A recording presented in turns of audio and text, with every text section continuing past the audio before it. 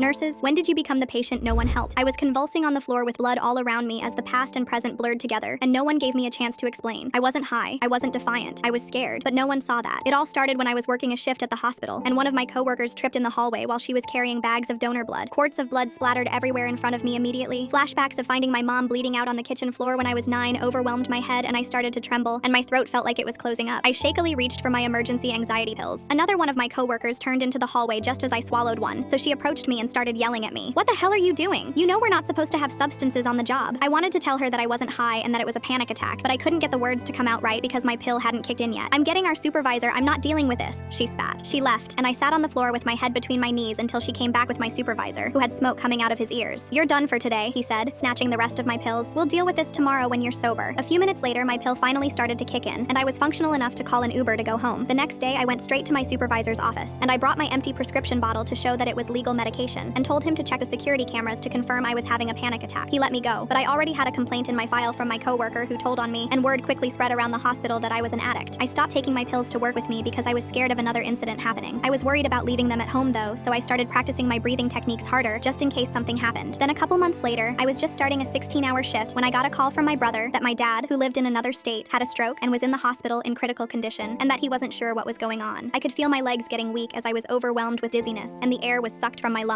My blood pumped through me as my heart thumped, and every sound in the hospital was ringing through my ears. All I wanted to do was leave, but there was no way I could in the middle of my shift. I collapsed on the floor with my head between my knees and desperately tried to remember my breathing exercises. Through the loud ringing, I heard a man yelling my name and screaming at me. I heard them calling me an addict, but my heavy breathing drowned out everything else they said. He stormed away as I continued to suck air back into my lungs, one breath at a time, until my heartbeat slowed and the ringing quieted, and my shaky legs finally allowed me to stand up again. Before I knew what was even happening, I was dragged into HR by the collar of my shirt. I heard shouts of, "You're a liability," and "worthless addict," and "totally useless," coming at me from all directions. My tongue was still tied from the panic attack, so I sat there stammering incomprehensibly as the never-ending chain of insults continued. The words, "You're fired," sucked out the remainder of the composure I'd built up, and I was tossed out of the building without another word. Now my dad's medical bills are starting to come in, and I'm supposed to help with them, but I'm overwhelmed. I don't know what to do now.